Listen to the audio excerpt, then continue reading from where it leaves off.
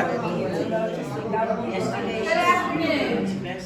I'm so glad that all of you could come out here and help this court in the conversation of what we're getting ready to be involved in.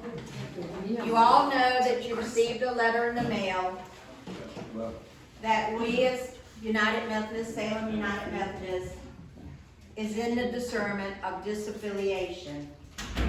I know there's some questions rising in that disaffiliation process.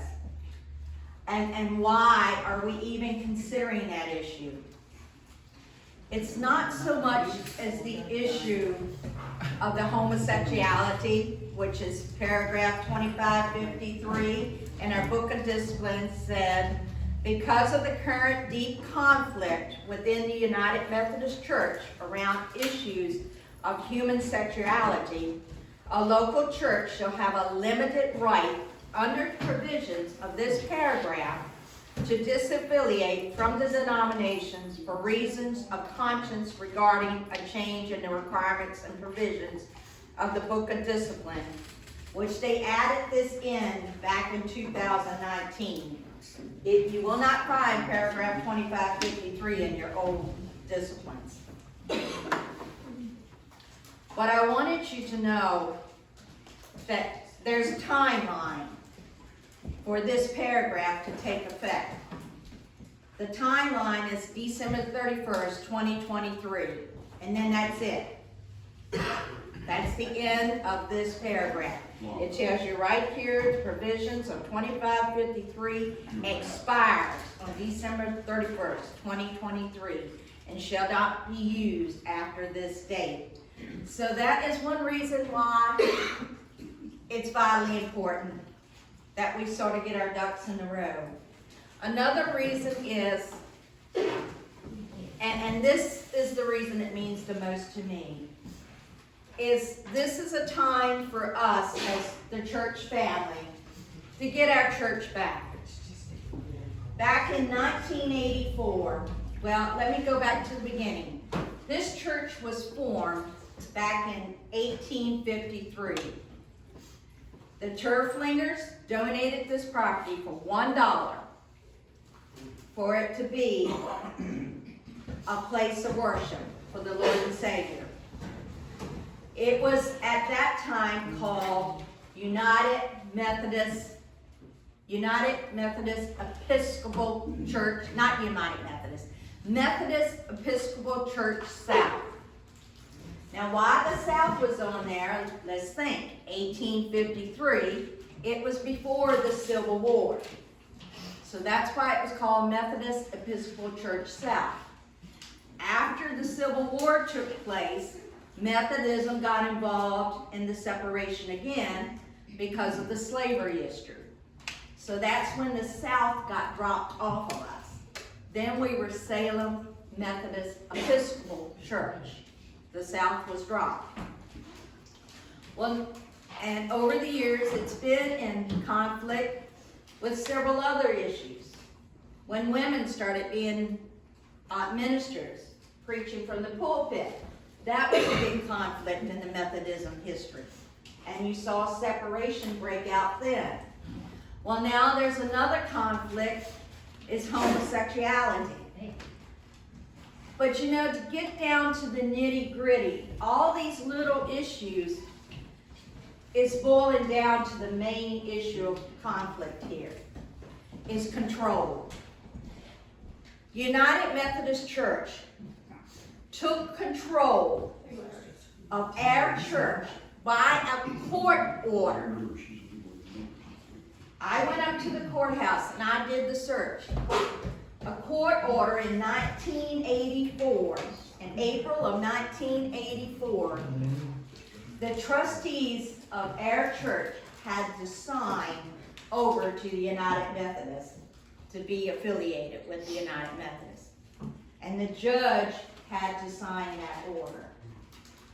Now, what tells you there is we were signing our rights away when you had to come into a judge to verify that. And I don't know if any of you really know that that it went that far to a judge to do that. See, that's the sad part about us being members of our church here. Just our church, our family church. We really don't know what took place in the background of it. And how our loved ones out there in that cemetery and wherever else our loved ones might be, how they love this church as a family. How they devoted their lives to keep this church preaching the word of the Lord. And then in '84, we joined the United Methodists, which is a dictatorship. Because over the years, they go every 4 years and they add more rules. Well, children of God, if we all just follow the 10 commandments that God gave us in the Holy Word here, we wouldn't have all these rules.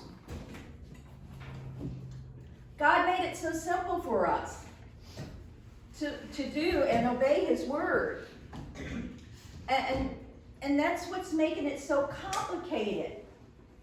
You know, we make rules, and the way the rules get changed is because we got someone else wanting to voice another opinion, and the rules get adjusted because somebody else's opinion matters.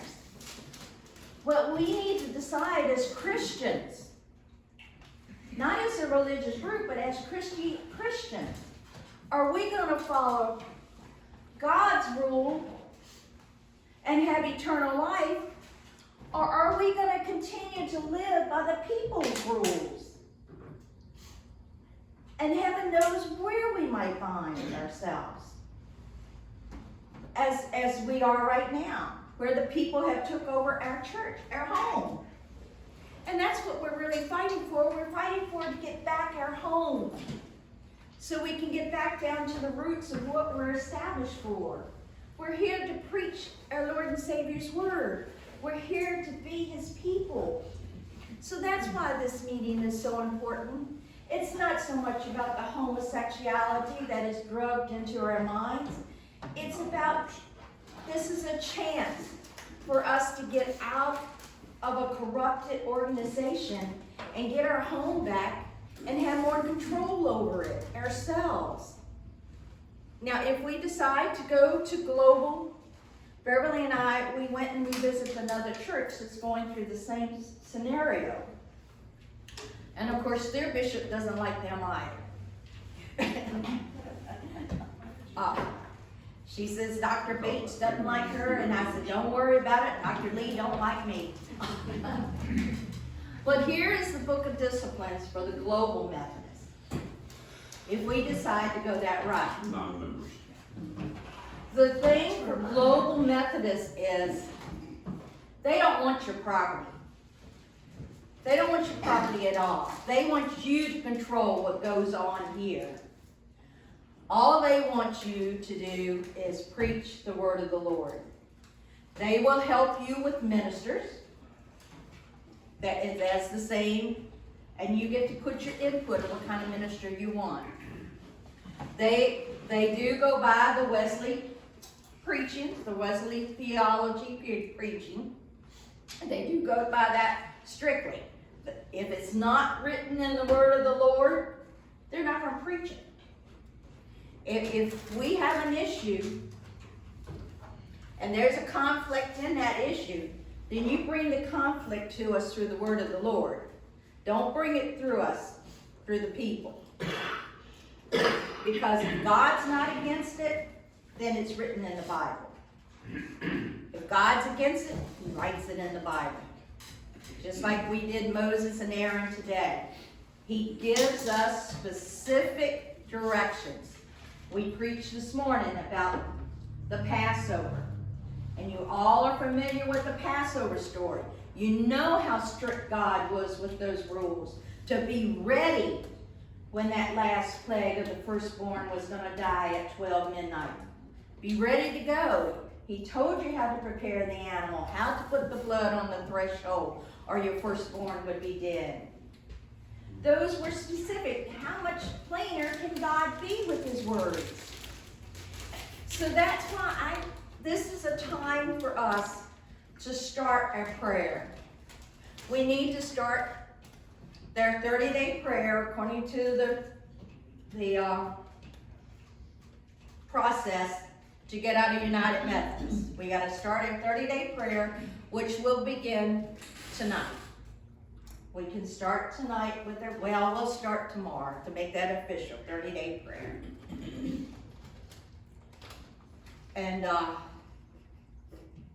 And we will pray about this. We will pray about, those people aren't out there in that cemetery to let their family go.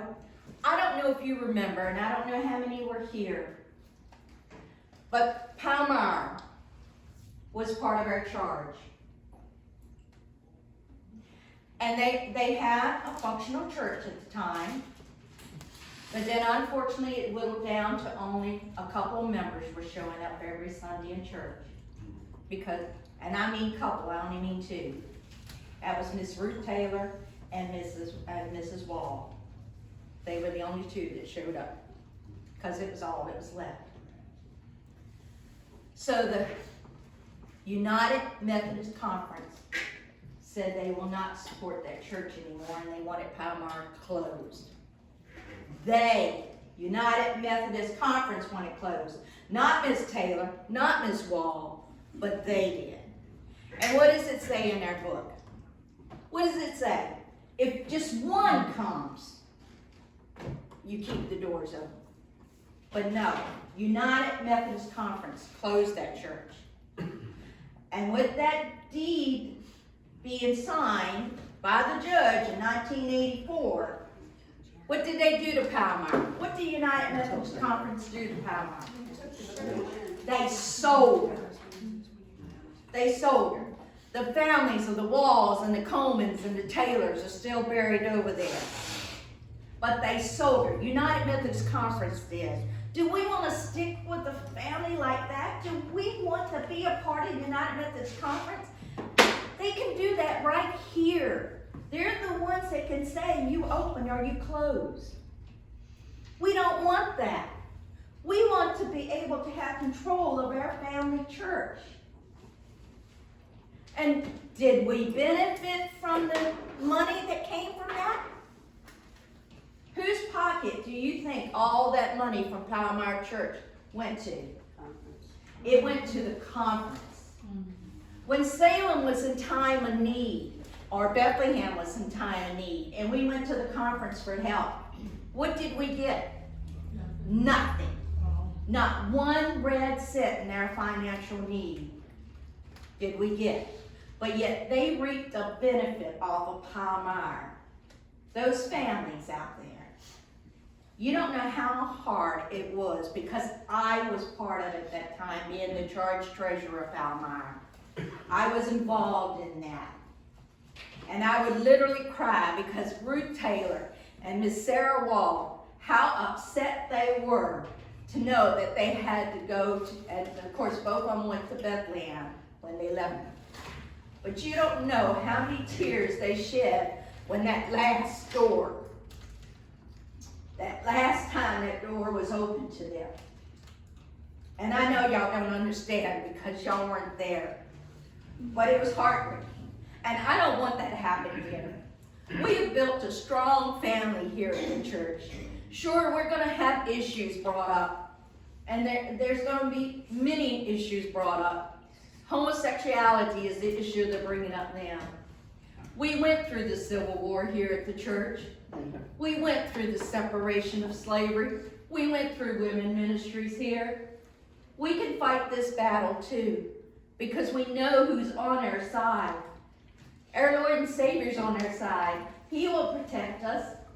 That's why it's so vitally important. I want you to consider in your 30 days of prayer of truly disaffiliating from this church, to gain her back. Let's not keep United Methodist organization control us and to dictate to us what can come in our doors and what cannot come into our doors. We need to have the say, because who puts out the bills here? We're the ones. We're the ones. And who puts out the love of bringing children into here? We are. And we loved every single one of them that's laying out there in that cemetery. To know that they have continued, and we are their future, and our children are the future of us. And that's what keeps her going. Is there any questions? Do you understand why I'm fighting so far? Yes, sir. According to the website, the Global Church, the two big differences that I saw. Number one, we get the deed back to our church. And number two, the bishops are not appointed for life. They're on a term level. And then they go back to the ministry. Correct. Yes. That is, and thank you, Mr. Chambers, for bringing that up. If we decide to go global, which I have the book of discipline right here, and I have read it, and it's really a nice family. It really is. And we also found some insight about it because where we went, they're going through the financial aspects of it. But it's true. We do get control because there is no trust involved in global Methodism. We are the ones that are in control of what goes on here in our building. And it is true that the bishops are not there for life. They only have a term limit. If we could only get that in our government system, and they see that. Global Methodist sees that. They see that you need a term. You don't need to be sitting in a rocking chair up there for the rest of your life. So I really appreciate that. Thanks, Mr. Chambers. Thank you for bringing that up. Are there any questions? Dr. Lee had talked about, in the presentation on the September 1st, he had talked about the period of discernment being very purposeful. Do we have a plan in place to pray together or I don't know?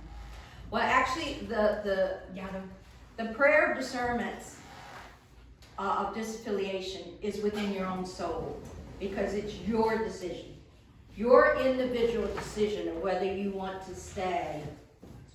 So it's an individual prayer, not so much a group prayer. It's you, when you make that vote, the final vote, which is on the ballot, that will come from your soul, your heart, whether you want to separate from the United Methodist Organization or not.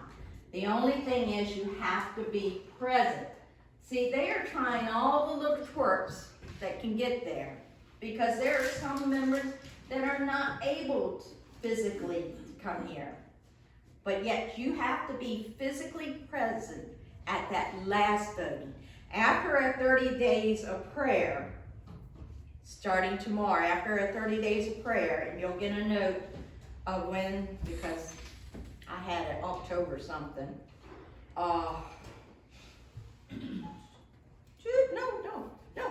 Don't call Austin. Sit on it. They're laughing at me because the phone rang during Sunday school. And I sat on it because I didn't know how to shut it up.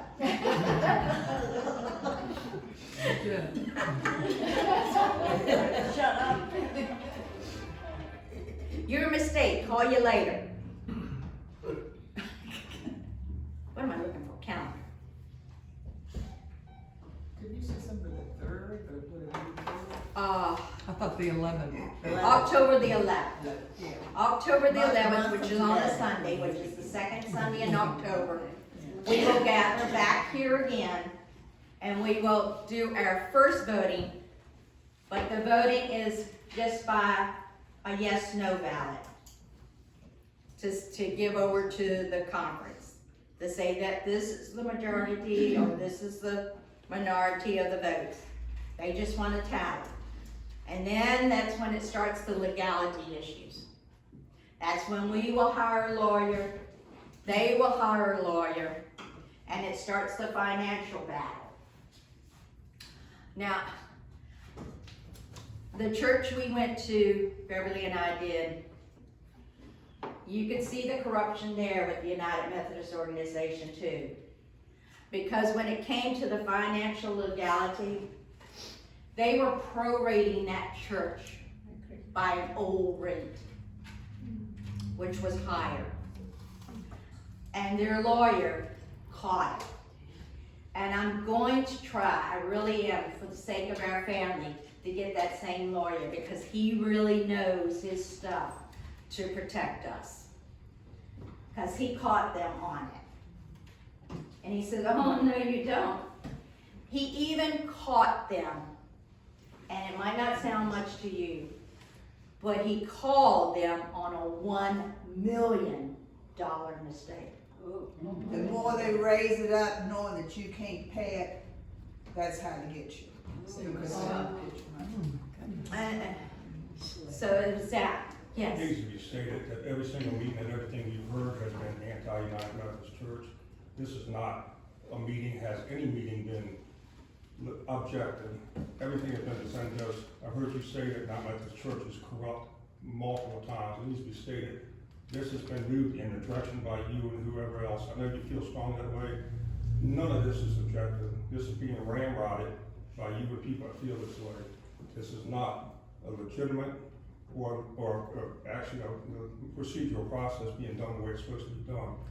If we choose to leave, we choose done it, rest assured you all know and I know this is not done the way it's supposed to be done. Well, then Why why you're wrong there. I have followed Dr. Lee's documentations down I to the don't think point. there's anything in the documentation about having a meeting to convince everybody how corrupt and not. we're not here This is to, a political meeting, that is what this is. Believe that. If you don't believe it, you're not being honest. It's So- not- I'm not being political one way or Yes, the you other. are. I'm stating Yes, facts. you are. she's stating facts and we got the You're facts. calling it corrupt.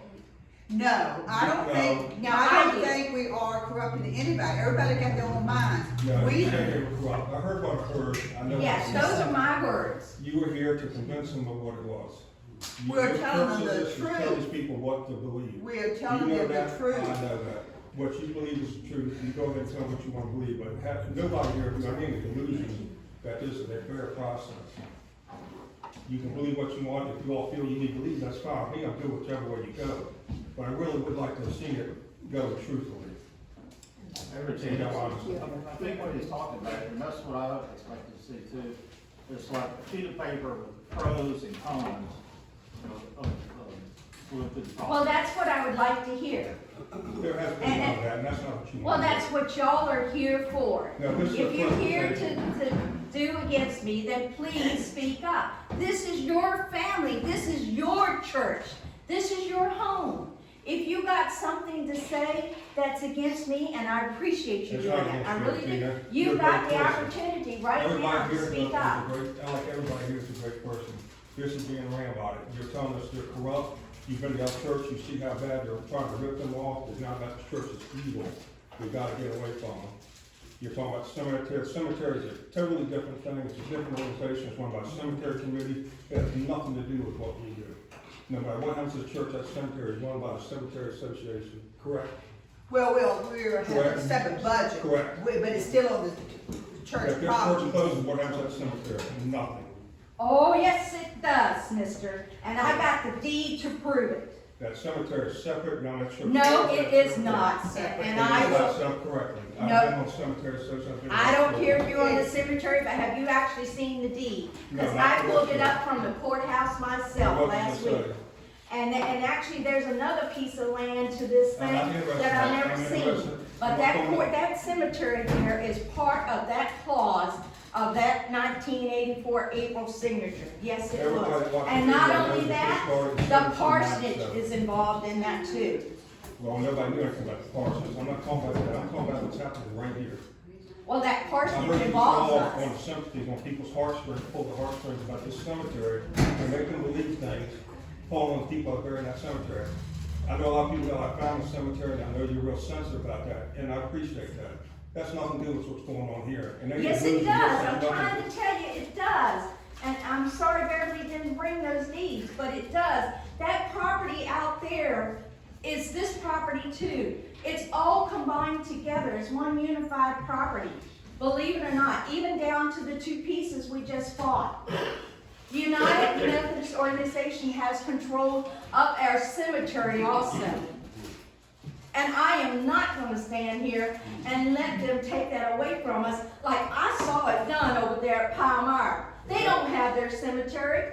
They don't have control of it. Who owns that cemetery over there? The cemetery is just sitting there, and it'll probably grow up just like another one if somebody's loved ones don't That's take what care of it. cemetery, everybody here, look up cemetery association, later and see for yourself how it's supposed to be run. The cemetery association is a body, is a group of leaders, of organizations. The funds are separate, not the cemetery, the Yes, church, the cemetery just the association funds. can be run totally separate of the church. Nobody on the cemetery association has to be a church member, nobody. Well, we didn't say anybody couldn't be a member of the I didn't say association. you did, my point is, it's not part of the church. Well, I'm sorry to bid that. And I'll bring the deeds next week if y'all want to view them, they'll be right in the sanctuary. And Regina, did the other church, or maybe it's on the website or something, is there like a pros and cons of? I have not seen that. Well, as far as I'm concerned, the man, Mr. Lee, whatever his name is, he should have had pros and cons and the way we should follow this in the beginning. Nothing was told us, Who is he from? United Methodist. huh? He's from United Dr. Methodist. Lee He's is not our gonna have district pros and cons. He doesn't want us to leave. Why would he do He is that? our district I don't think he superintendent of the would. United Methodist Church. Well, can I get a little bit of historical context here? Because You sure can. What I understand that you're saying was prior to 1984, the conference did not have the deed to the Correct. church and the property, None of the right? properties. All right. What precipitated that change? Because I don't really know the history aspect of what division caused that. I really don't, whether it was, like slavery dropped the South on the Episcopal. I really don't know because it takes a lot to search those deeds in that courthouse. And I spent 5 hours the other day searching what I did find. Okay. But, so I don't know the actual answer to your question of what caused the joining of us joining United Methodist back in '84. At that time, I was involved with my 3 little children. Well, if it was a court case in 1984, there has to be records. It wasn't a court case. It just had to be signed by a judge stating that we were gonna be a United Methodist organization. Yeah, but the way legal documents usually are, there's gotta be a reason, for what's going on. Well, the reason came from the I book think it of, would behoove people to find out what the historical context was. it's probably in the book of disciplines, and I have to admit, I'm the first. I have not read this book of discipline from cover to cover. Because, like you're saying, before 1984, It was there, yes. probably people live here. What changed? I mean, we know what changed, but why? It's like right now, we have issues here now that we can't find things that happened way back that year. And that same thing probably happened. Whoever was in charge of that probably didn't think it was necessary to keep records of it. Well, that might be, but the thing is, if you find out why it changed in 1984, that could lead you into a defense, I don't know how you which you're can going find through now. it if it's not in the court. Well, that's Good. true, that's Good. true. Yeah, could. Could, you don't know for sure, but could. But it would be informative to know why the change took place. Exactly. I That's know my that- point. That's my Yeah, point. right, I understand what you're saying, but my God, right? That's my point, because it was a legal change to the court system, so there's gotta be an overriding reason. You just can't go in and say, hey, we wanna change this. The court don't have to worry about it. Well, I didn't search that far, I can't say the court's done that. Is there The a, court should have a record. was somebody doing the history of the church at one time? Yeah, but I don't know if they really did the searching of the actual, you can do a history of the church and you just do the blanket, but I went under the blanket. But now I need to go under the sheets. Well, the thing is, because You want me to get the dust bunnies too, huh? there has to be a record though, because that was a real estate transaction, changing the deed. So there's got to be a record of it somewhere and probably why. For all 4 properties. Well, I have to say, thank God for Regina, because I feel like we would be doing anything if it wasn't for her. Mhm.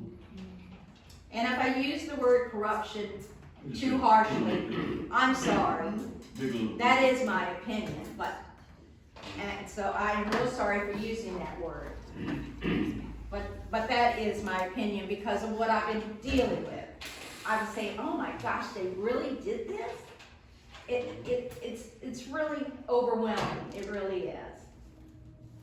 So that's why I want you to start tonight, or tomorrow, or whatever. So look within your soul to find out where you want your church family to go. And what future do you have for her? I know it's new to y'all because you really thought that cemetery lot, that piece of property out there, was separate from here. Yes, it was two separate pieces of tract of land. Actually, there's three, and I'm hoping Milton can, when I show you the plot, maybe it'll get you in the head. Because one was bought in 58, and it's a little piece over here. And then this piece here was bought in 60. But yet, this church ground, and that's why I'm confused, as in, because the church that the Turflingers gave us, we've got some tombstones out there that have been buried out there. Mr. Hatch, he was one of the first trustees. He's buried out there. And it's prior to the 1958 burial. So that's why I'm a little confused. Did that land that cemetery's on, was that us? The first original tract the Turflingers that gave us? And then we bought afterwards to go on the other side? See, I've got to do more searching if you really want to know that. But you gotta remember, I was involved with the street festival too. But I will, I'll dig underneath the sheets and everything else, and I'll even go to the dust bunnies to find out what's what. And then we need to compile it together in a book, so our future generations will know about the history of our church, and how we fought to keep her alive, and not be falling into the hands of someone that we really don't want it to fall into. Yes. Crystal, do you have, your mom's old records of deeds and stuff like that? Well, I know she did you guys were involved in that for that anniversary. They went and researched and did a book. They did a book. You were involved in it, right, Kathy? They did a book. Yeah, I with all the wouldn't history. know about, yeah, as far as, like you said, more Yeah. blanket history. Yeah.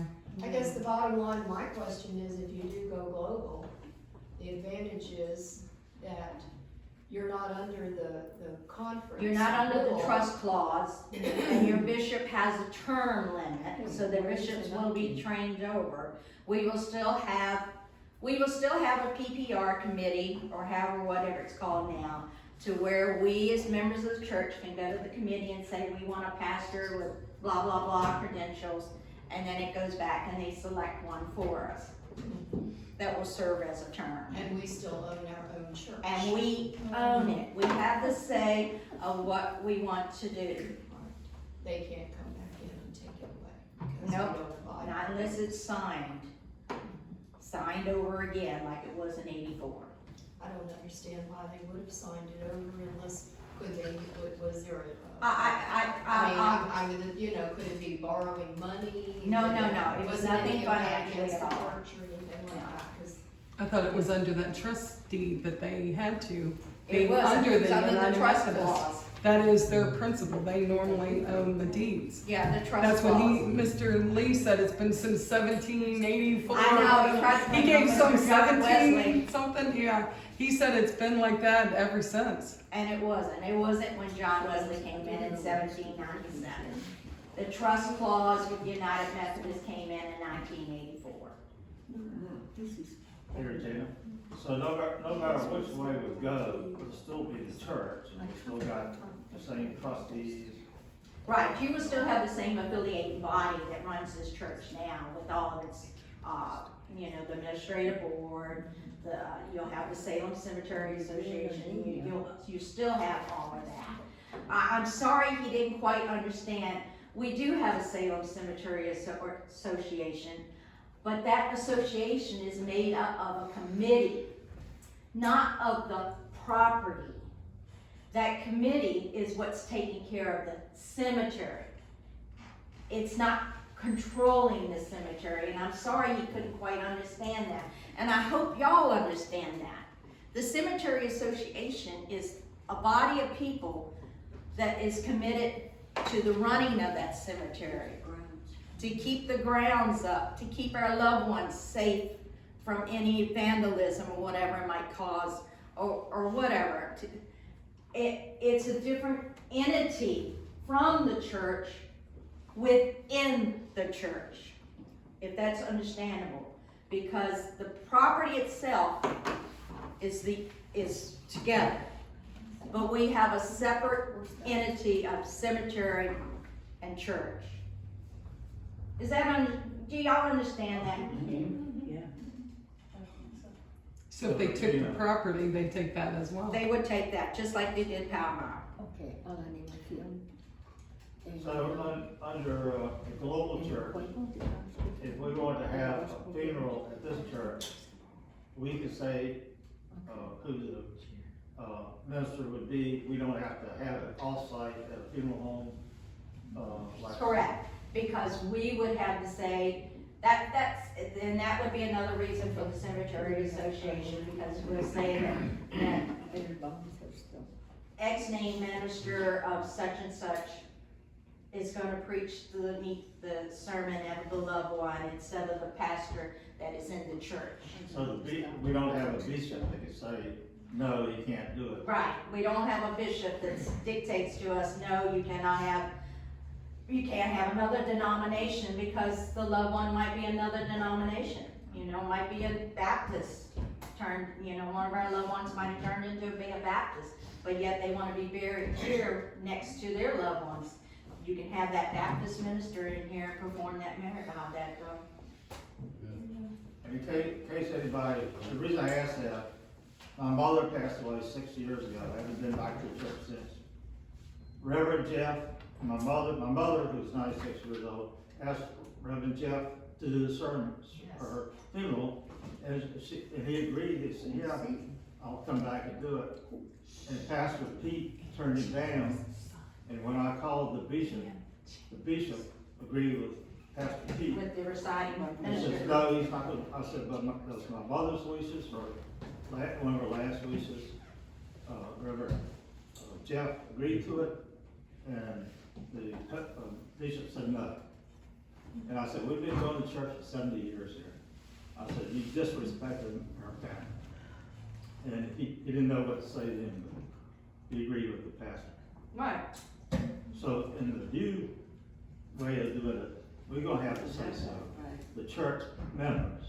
Even through the global, even if you join the global Methodists, yes, we have to say so if we wanted someone else in his situation scenario to preach a sermon. We do not commit ourselves to the pastor that is preaching at that time.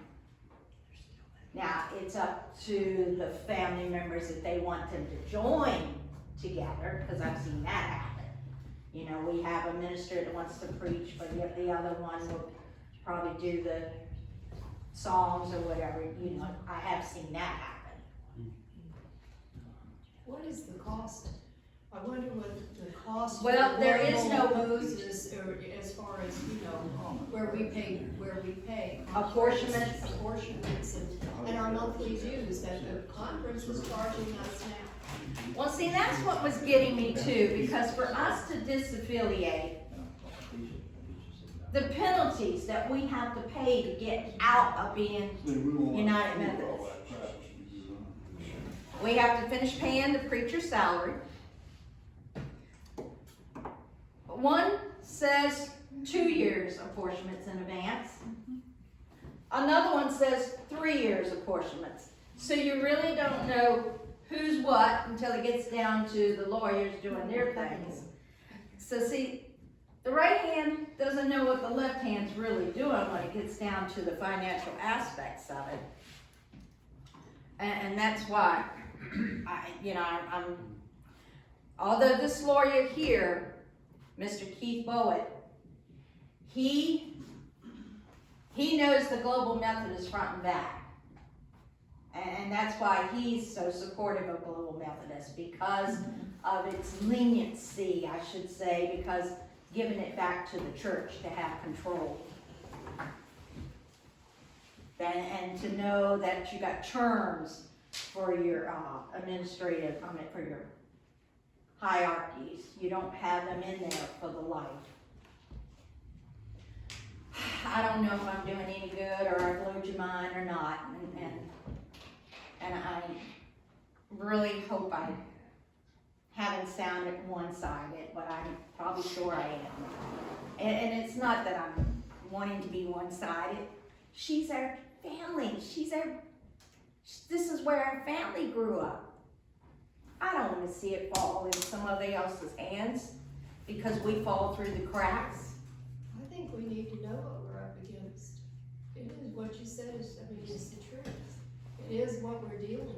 Well, What's on the other side is another question too, but it's. But what it's we're written dealing right here with. in your book of disciplines what we're dealing with. Well, I'm And you know what the sad part is? I don't have the newest one. So let me tell you something. 2553, which has been shoved down my throat now for the past 3 months. It wasn't in the book of disciplines in 2004. It wasn't in the book of disciplines in 2016. But in 2019, well, let's just add another clause in there. When did they stop adding clauses? When can we get back down to the basics? We just want simplicity. All we want to do is spread the word of our Lord, that's all. That's all we want.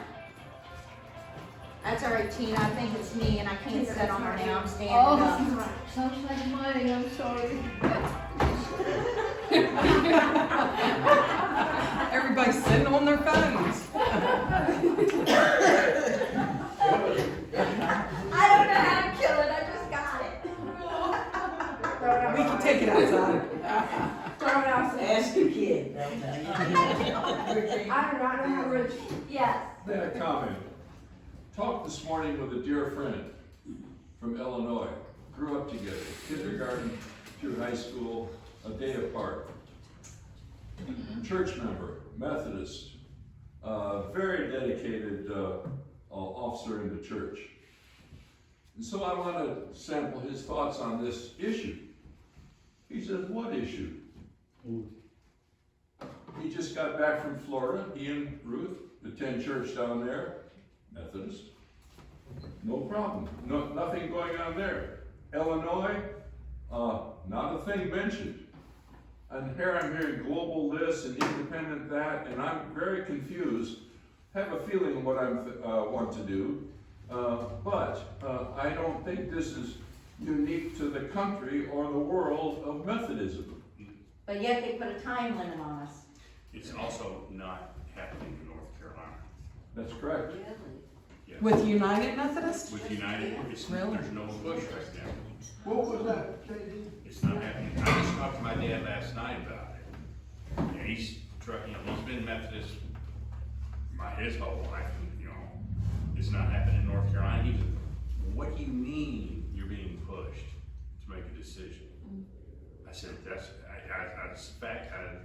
emailed him the letter we got.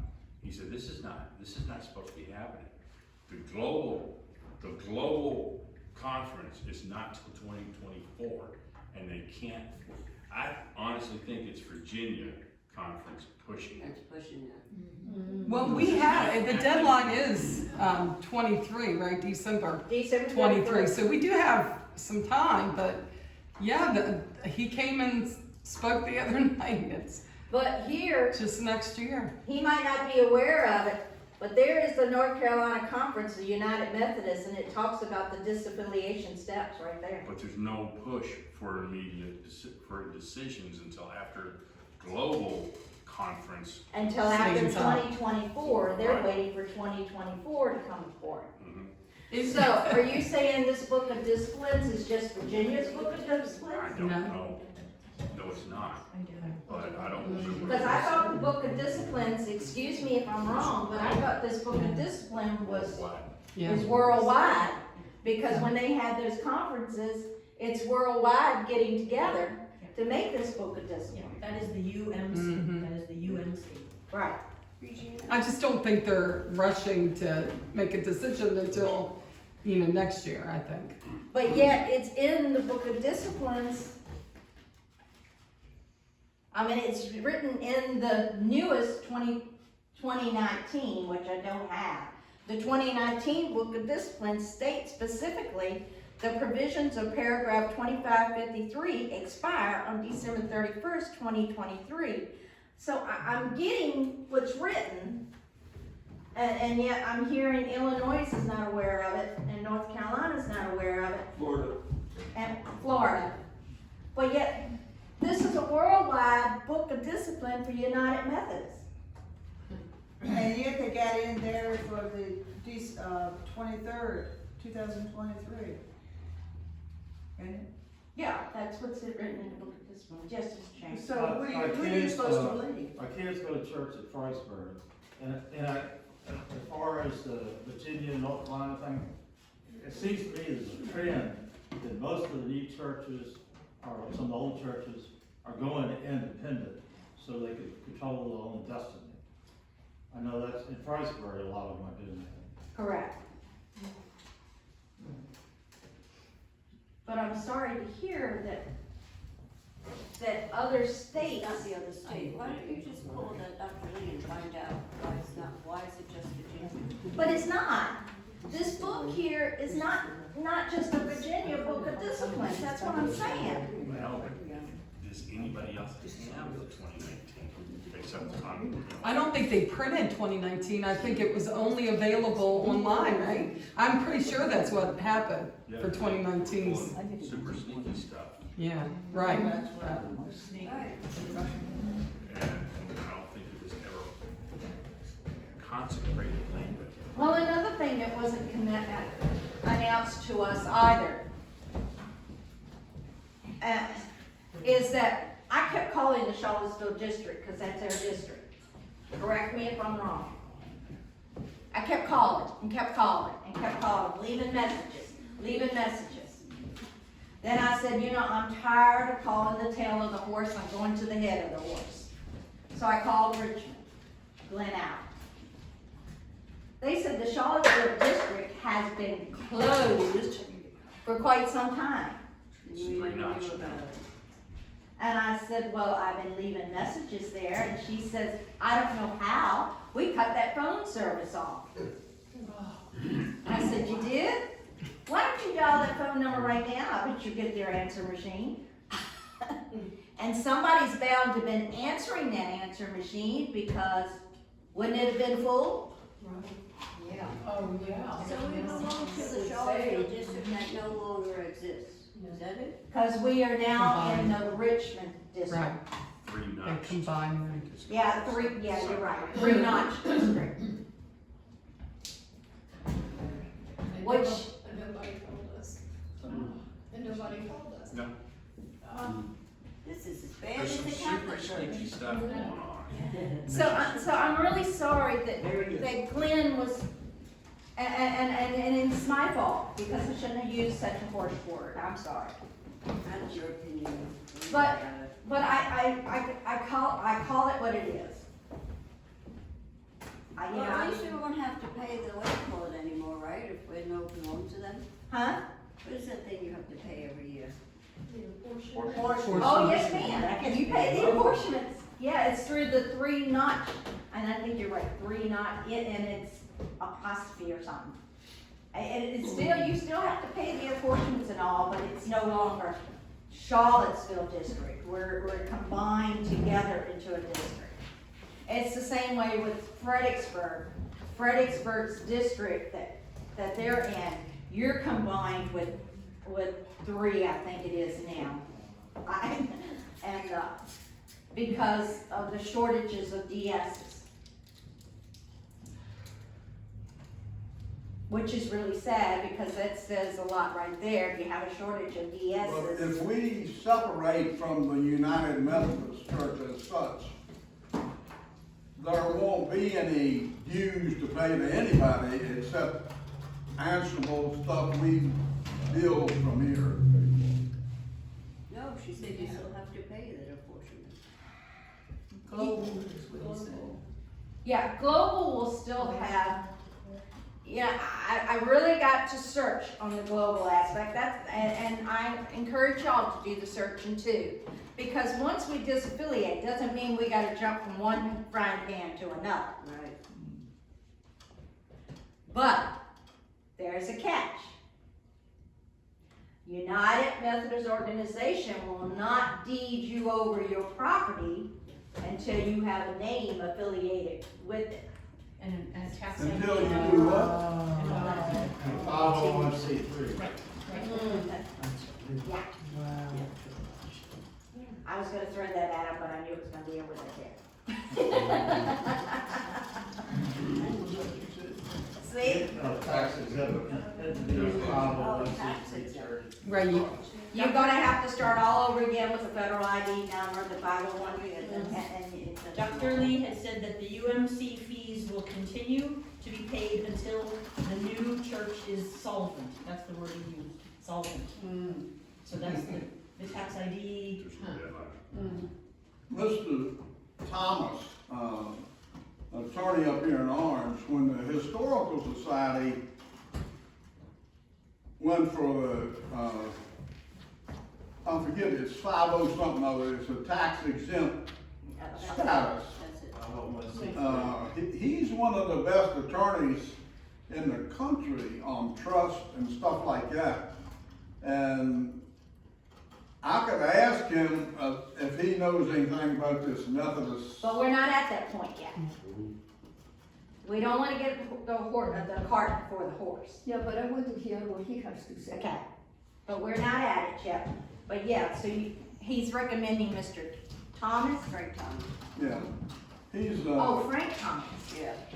yeah, he really knows his stuff. He's he's a lawyer in Orange, and he handles, But I want to, did the attorney tell you what he may happen or may not happen?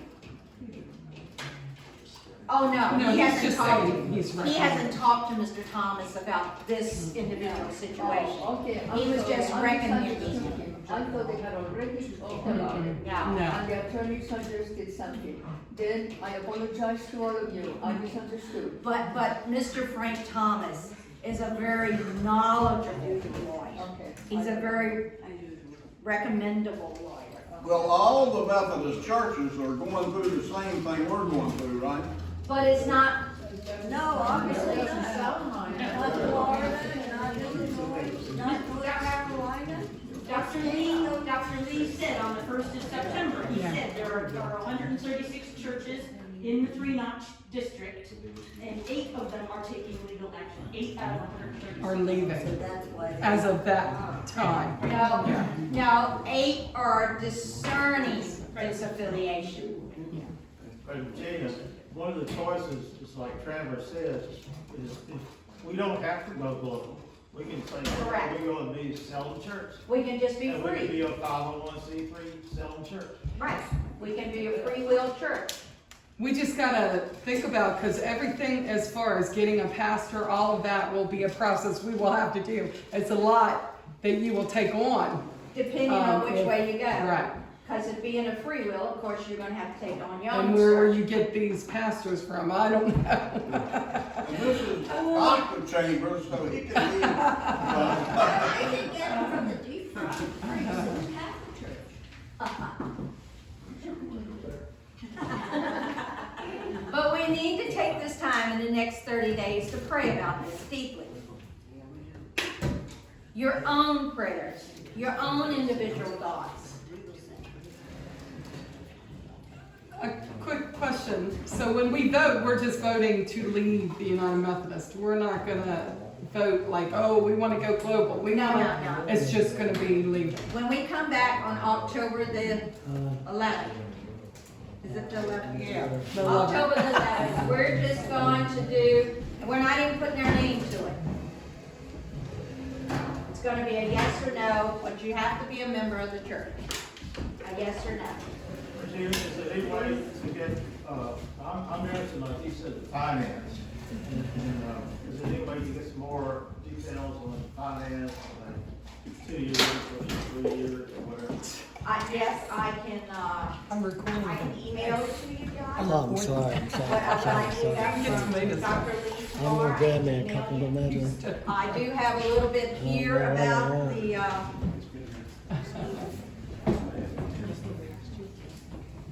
All right. the payment in full of 2 years of the congregational apportionments, the payment in full of congregation's prorated share of the conference pension liability.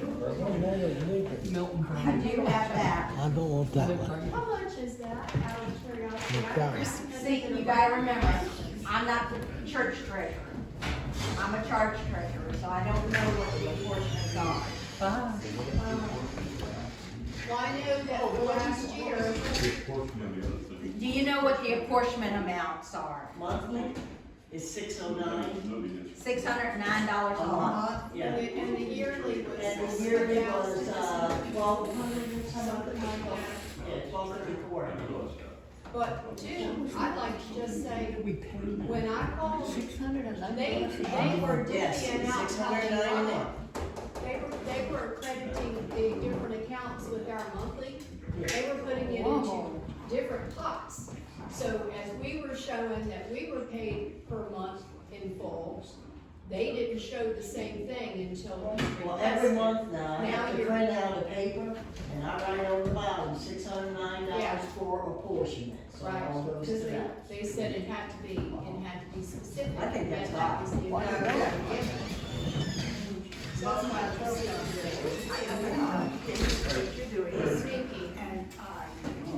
This meeting got you out here anyway.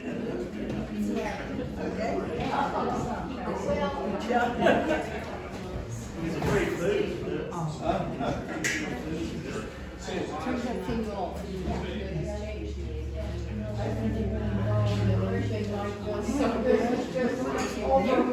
Everybody, Milton brought a lot of tomatoes here, and I put some bags over there on that coat rack. Are you telling So me? y'all, take some home if you want some. It's over. All right.